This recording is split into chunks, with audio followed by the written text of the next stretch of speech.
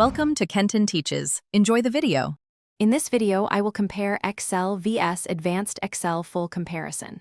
Follow along as I break down features, typical workflows, and clear signals for when to upgrade your skills. I will show practical examples to help you decide which path matches your job, time investment, and learning goals. Expect friendly explanations, concrete differences, and simple tips you can try in your own files to see quick improvements in efficiency and insight. Let's explore the core differences in a practical way that feels approachable.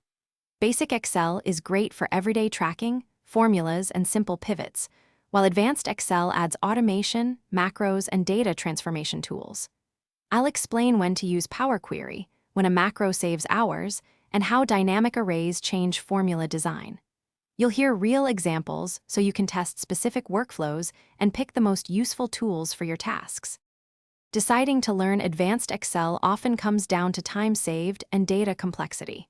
If you repeat tasks daily, handle joined datasets, or need reproducible dashboards, upgrading will pay off.